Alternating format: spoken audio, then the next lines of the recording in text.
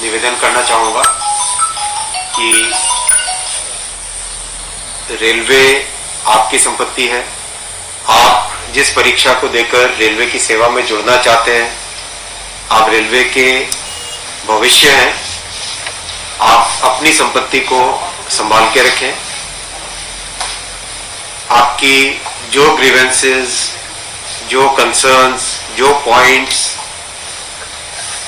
अभी तक उभर के आए हैं, उन सब पॉइंट्स को हम सीरियसली एड्रेस करेंगे। जैसे ही रिजल्ट निकला, आपने जब मुद्दे रेज किए थे, हम लोगों ने ट्रांसपेरेंटली आपके सामने शॉर्टलिस्टिंग का प्रोसेस कंप्लीट रखा था। फिर भी आपके मन में संशय है। मैं मानता हूं कि आपके मन में संशय है, इसको मैं समझ भी सकता हूं। मैं भी इसी तरह की एक प्रणाली से गुजरा हुआ हूं, समझ सकता हूं इसको मैं। इसलिए एकदम सीरियसली आपके सारे पॉइंट्स को लेंगे। मेरा निवेदन है कि कोई भी छात्र कानून को हाथ में न ले, और जो कमिटी बनाई है और हर एक आरआरबी के चेयरमैन को बोला गया है कि आप जहां पर भी जो भी अपने कंसर्न्स आपके सामने फॉर्मली इनफॉर्मली रखना चाहे, आप उनकी बात सुनिए और उसको सारे कंसर्न्स को कंपाइल करिए। कंपाइल करके कमिटी के पास भेजें, और कमिटी आपके साथ डायरेक्टली भी कांटेक्ट कर रही है। एक ईमेल एड्रेस ऑलरेडी आपके सामने पब्लिसाइज किया गया है। इसके अलावा कमिटी फिजिकली भी देश के कई जगह में जाके आप लोगों से मिलेंगी। तो मेरा निवेदन है सबसे पहले कि आप इसको मुद्दे को, इस बात को सीरियसली लें, और रेलवे आपकी खुद की संपत्ति है, इसको सुरक्षित रखें और कानून को हाथ में न लें। सर, ये मतलब अभी कमेटी बनाने की बात हो रही है, लेकिन पॉलिटिकल रिएक्शंस आ रहे हैं। राहुल गांधी, प्रियंका गांधी, अखिलेश यादव और सभी कह रहे हैं कि जिन छात्रों को अरेस्ट किया गया है उनकी रिहाई करें और जल्द से जल्द इस मामले को सॉर्ट आउट किया जाए। इसमें कोई पॉलिटिकल मुद्दा नहीं है। देखिए, ये एग्जाम बहुत ही केयरफुली किया गया है। 35,000 वैकेंसीज, 1.25 करोड़ एप्लीकेंट्स, एकदम सिस्टमेटिकली, बहुत ही ट्रांसपेरेंटली एग्जाम किया गया। कहीं पर किसी भी जगह एग्जाम से रिलेटेड कोई पॉइंट नहीं आया। और अब जो पॉइंट आया वो है केवल शॉर्टलिस्ट कितने लोगों को किया जाए, वो मुद्दा है। अब उस मुद्दे में अगर हम तथ्य देखें तो 35,281 वैकेंसीज की जगह 7,446 कैंडिडेट्स को शॉर्टलिस्ट किया गया है।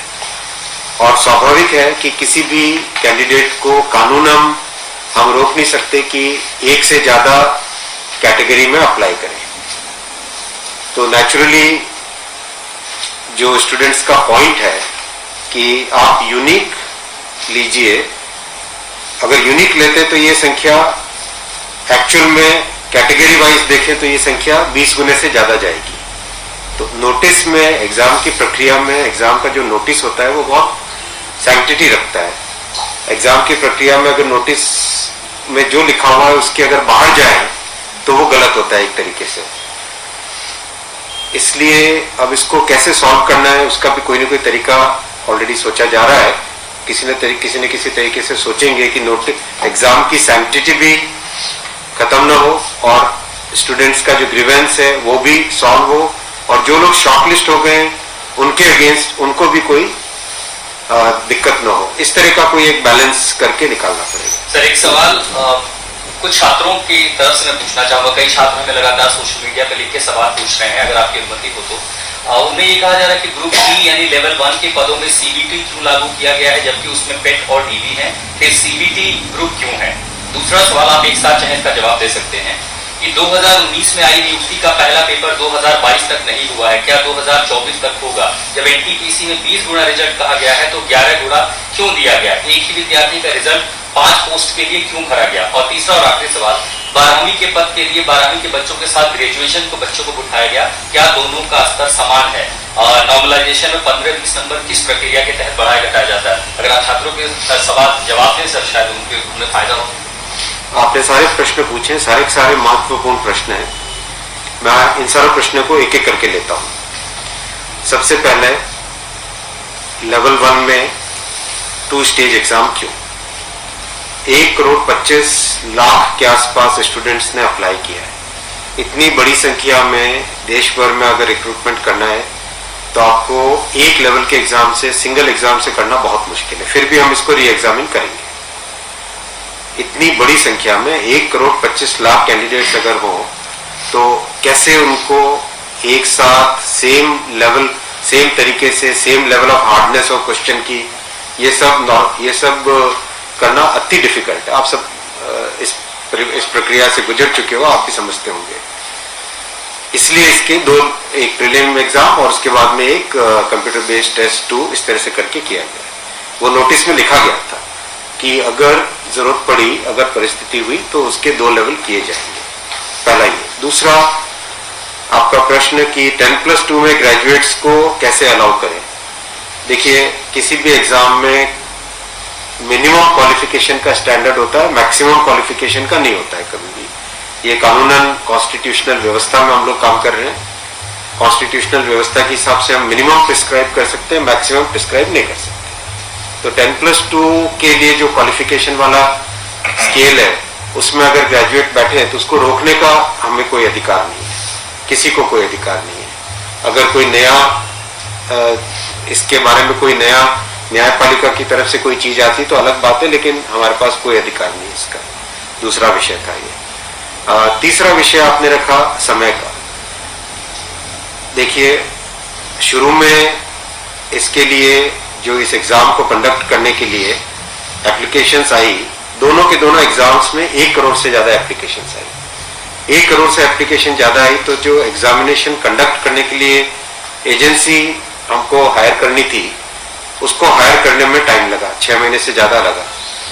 नेचुरली इतनी बड़ी संख्या में अगर एग्जाम करना है देश में तो अपने आप में वो एक बहुत बड़ा challenge. It's a Himalayan task, it's a huge task, it's a very very big challenging task.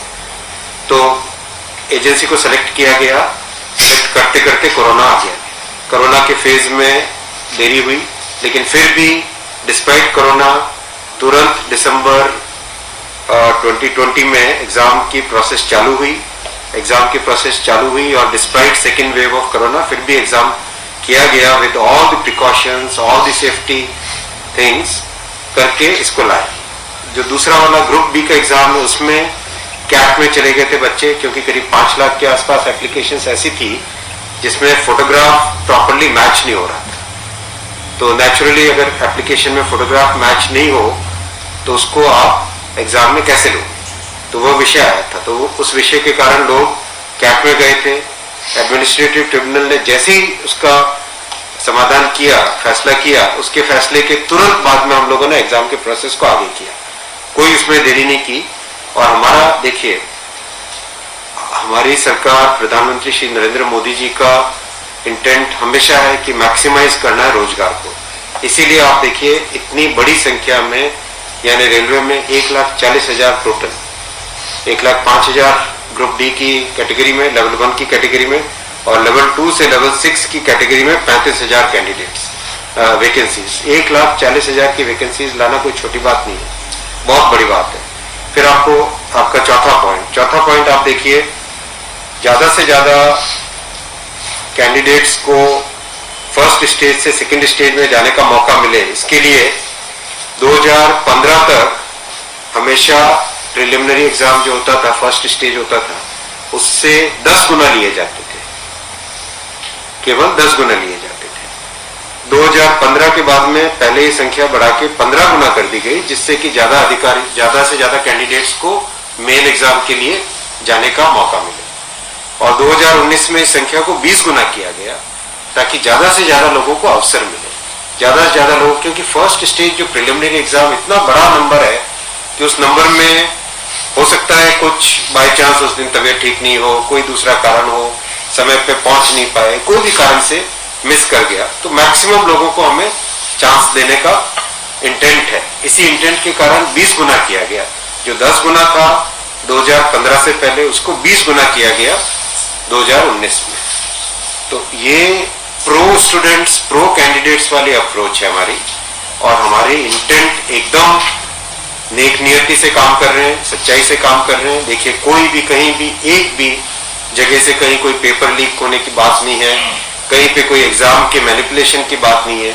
जो आज सिर्फ मुद्दा है, मुद्दा सिर्फ इतना है कि शॉर्टलिस्ट कैंडिडेट्स कितने किए जाए, यही मुद्दा है। इस मुद्दे को सॉल्व करेंगे, इसको भी हम बहुत सेंसिटिवली सॉल्व करेंगे। हमारे लिए छात्र हमारे साथी हैं, हमारे भाई हैं, हमारी बहनें जो एग्जाम दे रहे हैं, तो हमारे लिए बहुत इंपॉर्टेंट है, हम इसको बहुत सेंसिटिवली। सर एक तस्वीर और दिखाई पड़ी, बच्चों पर लाठीचार्ज, कल रात को आपने देखा, अगर तस्वीरें दिखाई हो हॉस्टल में। मैं आपको इतना बताना चाहूंगा कि जो लोग किसी भी अपनी खुद की संपत्ति को अगर जलाते हैं, खुद की संपत्ति पे अगर अटैक करते हैं, उसको डिस्ट्रॉय करने की कोशिश करते हैं, तो उसमें जो प्रक्रिया पुलिस की होती है वो होनी अगर हुई है, मेरी बात आप इसमें स्पष्ट रखिए कि मैं छात्रों को कह रहा हूं कि आपकी संपत्ति है, आप अपनी संपत्ति को जलाने के लिए क्यों बाहर निकले। और हम आपकी बात को शुरू से सुन रहे हैं। जिस दिन आपने पहले ये पॉइंट रखा, उसी दिन हमने तुरंत इसका, जैसे ही दूसरे दिन ही मेरे नजर में आ गई थी बात ये, और दूसरे दिन मैंने तुरंत सारा ये टेबल मंगवाया कि आप मुझे एग्जैक्ट बताओ हर एक लेवल पे क्या वैकेंसी है, और हर एक लेवल पे एग्जैक्ट, जैसे लेवल 2 पे 5663, उसकी जगह 1,13,000, कितने गुने? 20 गुने।